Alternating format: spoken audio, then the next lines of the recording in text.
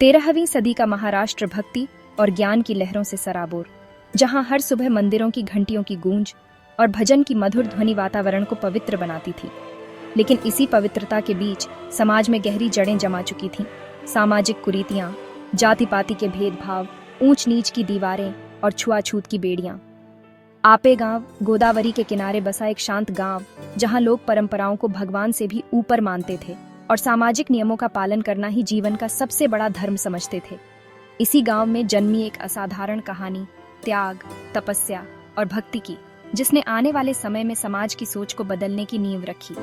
संत ज्ञानेश्वर, निवृत्तिनाथ, सोपान देव और सबसे छोटी मुक्ताबाई का परिवार समाज के रूल्स के खिलाफ खड़ा था और उन्हें तिरस्कार झेलना पड़ा।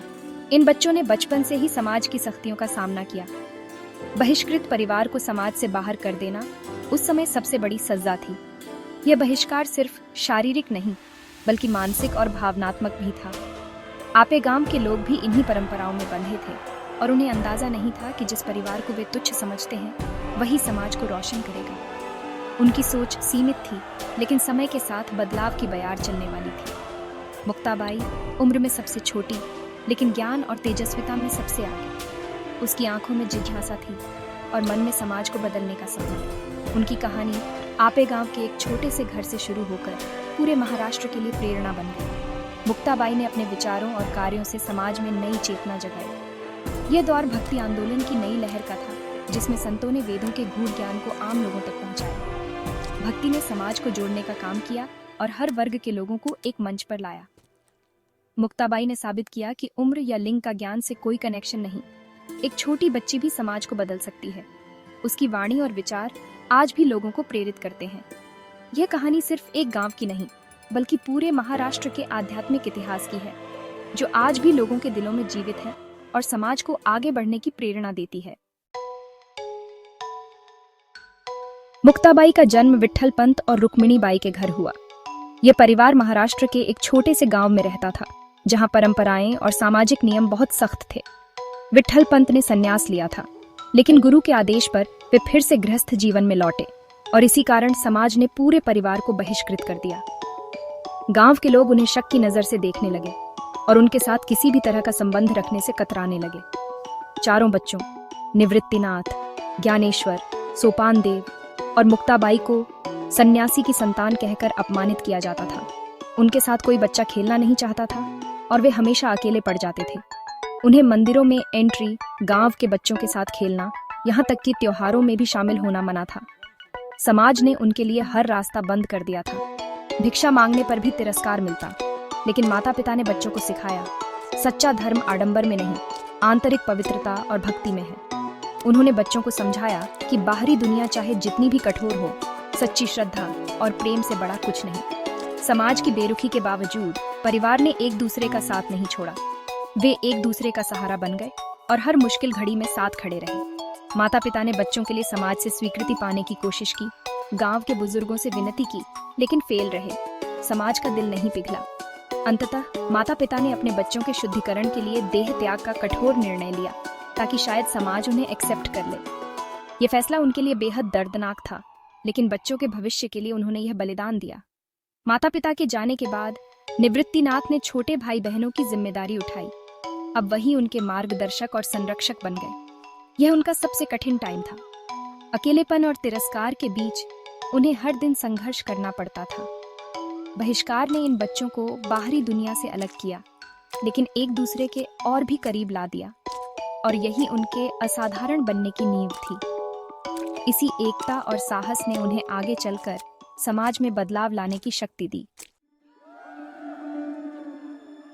मुक्ताबाई उम्र में सबसे छोटी थीं, लेकिन उनका व्यक्तित्व सबसे अलग और प्रभावशाली था। उनकी बुद्धि और जिज्ञासा असाधारण थी। वे छोटी उम्र में ही गहरे सवाल पूछती थीं, जिनका जवाब बड़े बड़े विद्वानों के पास भी नहीं होता था। वे अपने भाइयों के साथ आध्यात्मिक चर्चाओं में डूबी रहती थीं और हर चर्चा में उनकी उपस्थिति से एक नई ऊर्जा आ जाती थी। उनकी भक्ति गहरी थी। वे घंटों ध्यान में बैठी रहती, मन को एकाग्र करती, भजन गाती और अपने सरल लेकिन गहरे सवालों से सबको सोचने पर मजबूर कर देती। उनकी बातें और विचार ज्ञानेश्वर को भी इंस्पायर करते थे और भाई बहन के रिश्ते में एक अनोखी गहराई थी। एक बार जब समाज के तानों और तिरस्कार से दुखी होकर ज्ञानेश्वर ने खुद को झोंपड़ी में बंद कर लिया तो मुक्ताबाई ने बाहर से बहुत शांत स्वर में कहा, योगी को हर सिचुएशन में शांत रहना चाहिए। अगर आप ही दरवाजा बंद कर लेंगे तो दुनिया को ज्ञान कौन देगा? आपके ज्ञान की रोशनी बाहर आनी चाहिए। इन शब्दों ने ज्ञानेश्वर को झकझोर दिया और उन्होंने तुरंत दरवाजा खोल दिया। मुक्ताबाई की बातों में गहरी सच्चाई थी। यह घटना मुक्ताबाई की परिपक्वता, संवेदनशीलता और गहराई को दर्शाती है, जो उनकी उम्र से कहीं आगे थी। मुक्ताबाई का ज्ञान केवल शब्दों में नहीं, बल्कि उनके आचरण और व्यवहार में भी झलकता था। उन्होंने गरीबी, तिरस्कार और कठिनाइयों को कभी खुद पर हावी नहीं होने दिया, बल्कि हर परिस्थिति में सकारात्मकता बनाए रखी। उनका मानना था, सच्ची खुशी बाहरी सिचुएशंस में नहीं, बल्कि अपने भीतर की शांति और संतोष में है। उनकी भक्ति, ज्ञान और सेवा ने उन्हें संत की उपाधि दिलाई। समाज ने उन्हें सम्मान और श्रद्धा से देखा। मुक्ताबाई आने वाली पीढ़ियों के लिए प्रेरणा बन गईं और आज भी उनका जीवन हमें सिखाता है कि सच्चा संत वही है जो ज्ञान और भक्ति को जीता है। मुक्ताबाई और उनके भाइयों का बचपन कांटों भरा था। गांव के लोग ताने मारते, बच्चे पत्थर फेंकते और कई बार उन्हें भूखे पेट सोना पड़ता। एक बार भिक्षा मांगने पर एक ब्राह्मण ने उन्हें अपवित्र कहकर भगा दिया। ज्ञानेश्वर और सोपानदेव दुखी हुए, लेकिन मुक्ताबाई ने समझाया, वह वही कर रहा है जो समाज ने सिखाया है, हमें उसे क्षमा करना चाहिए। माता पिता के जाने के बाद निवृत्तिनाथ ने परिवार को संभाला, लेकिन मुक्ताबाई ने भी घर के कामों में हेल्प की और भाइयों का हौसला बढ़ाया। जब भी भाई निराश होते, मुक्ताबाई अपनी मीठी बातों और ज्ञान से उन्हें संभाल लेती थी। इन कठिनाइयों ने मुक्ताबाई को समय से पहले परिपक्व बना दिया। उन्होंने सीखा, सुख दुख, मान अपमान, ये सब मन के वहम है। असली शांति आत्मा में है, जो इन सब से परे है। उनका धैर्य और क्षमा आज भी मिसाल है।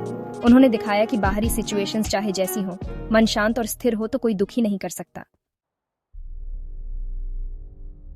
चांगदेव 1400 साल तक योग साधना करने वाले योगी अपनी सिद्धियों के अहंकार में डूबे थे। जब उन्होंने ज्ञानेश्वर और उनके भाई बहनों की प्रसिद्धि सुनी तो मिलने की इच्छा हुई, लेकिन अहंकार ने उन्हें रोक दिया। चांगदेव ने एक कोरा कागज ज्ञानेश्वर के पास भेजा, यह दर्शाने के लिए कि उनके पास लिखने को शब्द नहीं है। ज्ञानेश्वर और उनके भाई बहन चांगदेव की मनःस्थिति समझ गए। उन्हें एहसास था कि चांगदेव को सही राह दिखाने की जरूरत है। ज्ञानेश्वर ने मुक्ताबाई से पत्र का उत्तर लिखने को कहा। मुक्ताबाई ने चांगदेव 65 नामक पत्र लिखा, मराठी लिटरेचर की अनमोल धरोहर। पत्र में मुक्ताबाई ने लिखा, चांगदेव, आप 1400 साल जिए, लेकिन खुद को नहीं जान पाए। यह कोरा कागज आपके कोरे ज्ञान का प्रतीक है। जब तक आप मैं के भाव से ऊपर नहीं उठेंगे, सच्चा ज्ञान नहीं मिलेगा। मुक्ताबाई के शब्दों ने चांगदेव के अहंकार को चूर चूर कर दिया। ये लेटर एक गुरु का अपने शिष्य को दिया गया उपदेश था। मुक्ताबाई ने चांगदेव को समझाया, असली योगी वह है जो अपने अहंकार को जीत ले, न कि केवल सिद्धियां प्राप्त करे। आप बाघ पर सवारी करते हैं, लेकिन अपने मन के बाघ को वश में नहीं किया। जब तक मन को नहीं जीतेंगे, साधना व्यर्थ है। आत्मा का कोई रूप, रंग, जाति या उम्र नहीं, वह शुद्ध, चैतन्य और आनंद स्वरूप है। हम सब उसी परमात्मा के अंश हैं, फिर भेदभाव और अहंकार कैसा? मुक्ताबाई के इन शब्दों ने चांगदेव की आंखें खोल दी। उनका अहंकार पिघल गया और वे विनम्र शिष्य की तरह मिलने चले। चांगदेव ने मुक्ताबाई के चरणों में प्रणाम किया और उन्हें गुरु स्वीकार किया। एक 1400 साल के योगी ने एक बालिका को गुरु माना। ये घटना आज भी सिखाती है, सच्चा बड़प्पन विनम्रता में है, अहंकार में नहीं। मुक्ताबाई केवल संत ही नहीं, एक आदर्श बहन भी थीं। वे अपने भाइयों की प्रेरणा और मार्गदर्शक थीं। जब भी भाई निराश होते, मुक्ताबाई उन्हें संभालती। आप योगी हैं, मान अपमान से परे रहिए। उनके शब्दों ने ज्ञानेश्वर को कई बार नया हौसला दिया। वे भाइयों के लिए इमोशनल सहारा ही नहीं, आध्यात्मिक मार्गदर्शक भी थीं। उनके साथ गहरे विषयों पर चर्चा करती। मुक्ताबाई हमेशा याद दिलाती, ज्ञान के साथ विनम्रता जरूरी है, वरना वह अहंकार बन जाता है। उन्होंने अपने आचरण से दिखाया कि सच्चा संत कैसा होता है। मुक्ताबाई ने साबित किया, एक स्त्री भी गुरु बन सकती है, समाज का मार्गदर्शन कर सकती है। वे प्रेम, शक्ति और ज्ञान का प्रतीक हैं। ज्ञानेश्वर, सोपानदेव और मुक्ताबाई ने अपने जीवन का मिशन पूरा किया। ज्ञानेश्वरी और अमृतानुभव जैसे ग्रंथ रचे, भक्ति का प्रकाश फैलाया। जब उन्हें लगा कि वर्क पूरा हो गया, तो एक एक कर समाधि लेने का निर्णय लिया। सबसे पहले ज्ञानेश्वर ने आलंदी में जीवित समाधि ली, सोपानदेव ने सासवड़ में समाधि ली, निवृत्तिनाथ और मुक्ताबाई तीर्थ यात्रा पर निकले। तापी नदी के किनारे आंधी तूफान के बीच मुक्ताबाई बिजली की चमक के साथ अंतर्धान हो गईं। उनका शरीर किसी को नहीं मिला। वे केवल 18 वर्ष की थीं, लेकिन इतनी कम उम्र में ही अमर हो गईं। निवृत्तिनाथ ने भी त्र्यंबकेश्वर में समाधि ली। चारों भाई बहनों ने एक साथ जन्म लिया, कठिनाइयां झेली और एक साथ विदा हो गए। मुक्ताबाई का अंत भी उनके जीवन की तरह तेजोमय और अलौकिक था। आत्मा अमर है, यही उनका मैसेज था। मुक्ताबाई भले ही शरीर रूप में ना हो, लेकिन उनकी विरासत अमर है। वे ज्ञान, भक्ति, साहस और नारी शक्ति की मिसाल हैं। ताटीचे अभंग और चांगदेव पासष्टी उनकी सबसे बड़ी धरोहर हैं। ये रचनाएं आज भी उतनी ही इंस्पायरिंग हैं। उन्होंने दिखाया सच्ची शक्ति आंतरिक पवित्रता और आत्मज्ञान में है, बाहरी सिचुएशंस में नहीं। मुक्ताबाई नारी सशक्तिकरण का प्रतीक है। उन्होंने साबित किया कि एक स्त्री भी गुरु बन सकती है, समाज को दिशा दे सकती है। उनकी कहानी हर महिला को हिम्मत देती है।